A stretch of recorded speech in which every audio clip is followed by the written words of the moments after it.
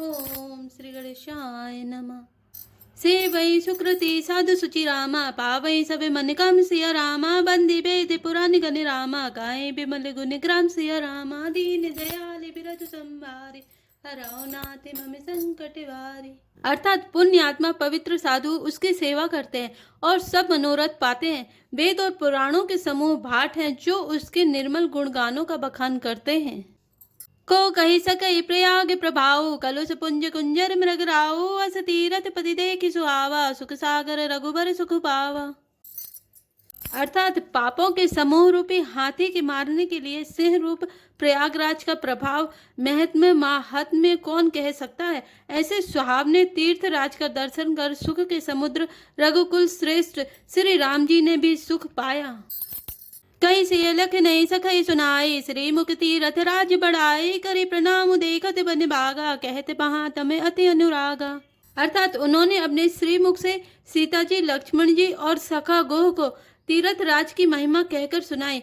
तदंतर प्रणाम करके वन और बगीचों को देखते हुए और बड़े प्रेम से महात्म्य कहते हुए, एहि विधि आई बिलो की बेनी, सुमिरत सकल सुमंगल देनी, मुदित नहाय कीनि शिव सेवा, पूज जथा विधि तीरथ देवा। अर्थात इस प्रकार श्री राम ने आकर त्रिवेणी का दर्शन किया जो स्मरण करने से ही सब सुंदर मंगलों को देने वाली है। फिर आनंद पूर्वक त्रिवेणी में स्नान करके शिव जी की सेवा पूजा की और विधि पूर्वक तीर्थ देवताओं का पूजन किया। तब प्रभु भरद्वाज पही आए, करत दंडवत मुनि उर लाए, मुनि मन मोदि न कछु कही जाए, ब्रह्मानंद राशि जनु पाए। अर्थात स्नान पूजन आदि सब करके तब प्रभु श्री राम जी भरद्वाज जी के पास आए। उन्हें दंडवत करते हुए ही मुनि ने हृदय से लगा लिया। मुनि के मन का आनंद कुछ कहा नहीं जाता, मानो उन्हें ब्रह्मानंद की राशि मिल गई हो। दीनी असीस मुनि सोर रामा, अति आनंदु अस जानि सिया रामा, लोचन गोचर सुकृत फल रामा, मनौ किए विधियानि सिया रामा, दीन दयाले बिरधु संभारे, रघुनाथ मम संकट भारी। अर्थात मुनीश्वर भरद्वाज जी ने आशीर्वाद दिया। उनके हृदय में ऐसा जानकर अत्यंत आनंद हुआ कि आज विधाता ने श्री सीता जी और लक्ष्मण जी सहित प्रभु श्री रामचंद्र जी के दर्शन कराकर मानो हमारे संपूर्ण पुण्यों के फल को लाकर आंखों के सामने कर दिया। कुशल प्रश्न करियासन दीने, पूजी प्रेम परिपूर्ण कीने, कंद मूल फल अंकुर नीके, दिए आनी मुनि मनहु अमीके। अर्थात कुशल पूछकर मुनिराज ने उनको आसन दिए और प्रेम सहित पूजन करके उन्हें संतुष्ट कर दिया। फिर मानो अमृत के ही बने हों ऐसे अच्छे अच्छे कंद, मूल, फल और अंकुर लाकर दिए। से लखन जन सहित सुहाए, अति रुचि राम मूल फल खाए, भय विगत श्रम राम सुखारे, भरद्वाज मृदु वचन उचारे। अर्थात सीता जी, लक्ष्मण जी और सेवक गोह सहित श्री रामचंद्र जी ने उन सुंदर मूल फलों को बड़ी रुचि के साथ खाया। थकावट दूर होने से श्री रामचंद्र जी सुखी हो गए। तब भरद्वाज जी ने उनसे कोमल वचन कहे, आज सुफल तपु तीरथ त्यागो, आज सुफल जप जोग बिरागो, सफल सकल शुभ साधन साजो, राम तुम्हें अवलोकते आजू। अर्थात हे राम, आपका दर्शन करते ही आज मेरा तप, तीर्थ, सेवन और त्याग सफल हो गया। आज मेरा जप, योग और वैराग सफल हो गया और आज मेरे संपूर्ण शुभ साधनों का समुदाय भी सफल हो गया। लाभ अवधि सुख अवधि न दूजी, तुमरे दरस आस सब पूजी, अब करी कृपा देहु बर एहु, निज पद सर सिज सहज स्नेहु। अर्थात लाभ की सीमा और सुख की सीमा प्रभु के दर्शन को छोड़कर दूसरे कोई भी नहीं है। आपके दर्शन से मेरे सब आशाएं पूर्ण हो गईं। अब कृपा करके यह वरदान दीजिए कि आपके चरण कमलों में मेरा स्वाभाविक प्रेम हो। कर में बचन मन छाड़ चलू रामा, जब लगी जनु न तुम्हार सिया रामा, तब लगी सुख सपने नहीं रामा, किए कोटि उपचार सिया रामा, दीन दयाल बिरधु संभारे, हरौ नाथ मम संकट भारी। अर्थात जब तक कर्म, वचन और मन से छल छोड़कर मनुष्य आपका दास नहीं हो जाता, तब तक करोड़ों उपाय करने से भी स्वप्न में भी वह सुख नहीं पाता। सुनी मुनि बचन राम सकुचाने, भाव भगति आनंद अघाने, तब रघुबर मुनि सुजसु सुहावा, कोटि भांति कही सब ही सुनावा। अर्थात मुनि के वचन सुनकर उनकी भाव भक्ति के कारण आनंद से तृप्त हुए भगवान श्री रामचंद्र जी लीला की दृष्टि से चौंका गए। तब अपने ऐश्वर्य को छिपाते हुए श्री रामचंद्र जी ने भरद्वाज मुनि का सुंदर सुयश करोड़ों अनेकों प्रकार से कहकर सबको सुनाया।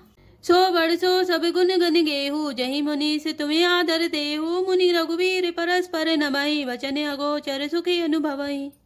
अर्थात उन्होंने कहा, हे मुनीश्वर, जिसको आप आदर दें वही बड़ा है और वही सब गुण समूहों का घर है। इस प्रकार श्री राम जी और मुनि भरद्वाज जी दोनों परस्पर विनम्र हो रहे हैं और निर्वचनीय सुख का अनुभव कर रहे हैं।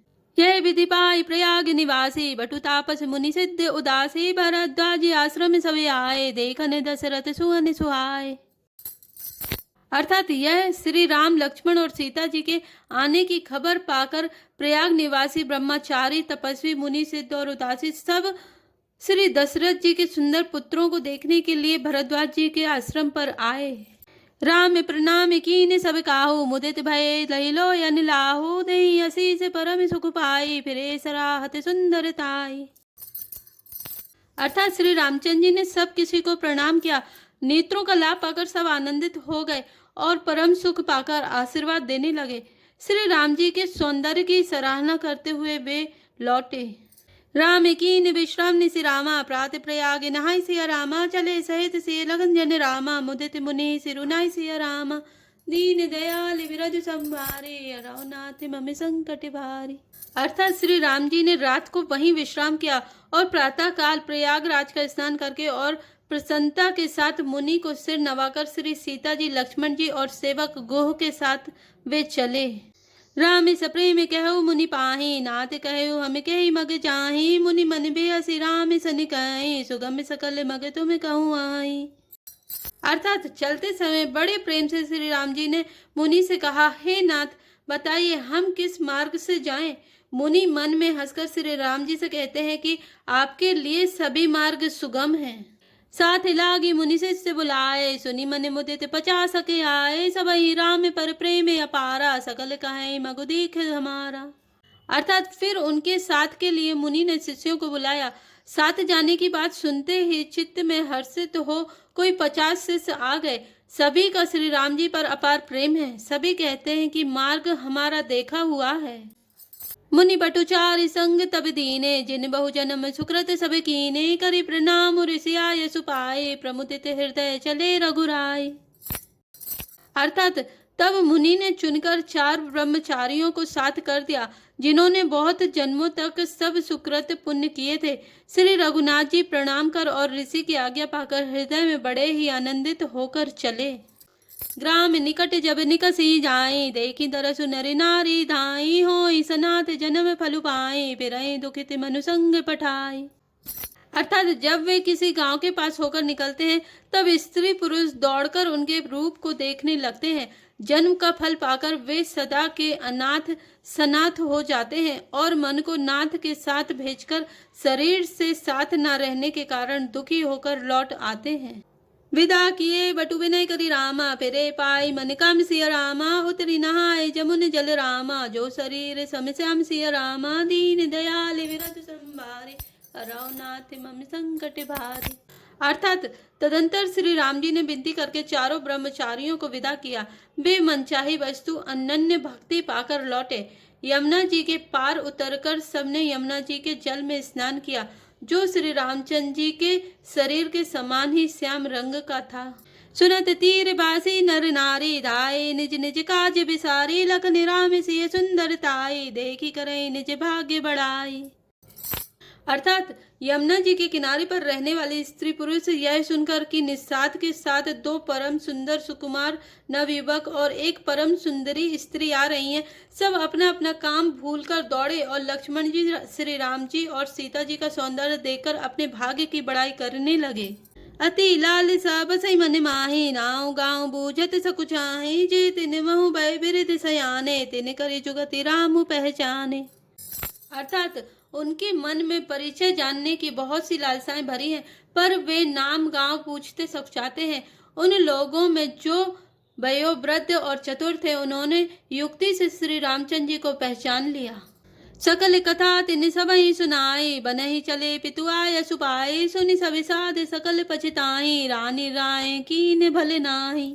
अर्थात उन्होंने सब कथा सब लोगों को सुनाई कि पिताजी की आज्ञा पाकर ये वन को चले हैं। यह सुनकर सब लोग दुखित हो पछता रहे हैं कि रानी और राजा ने अच्छा नहीं किया। तेहि अभिसर एक तापसु आबा तेज पुंज लघु बयस सुहावा कभी अलिखित गति बे सुबिरागी मन क्रम वचन रामे अनुरागी।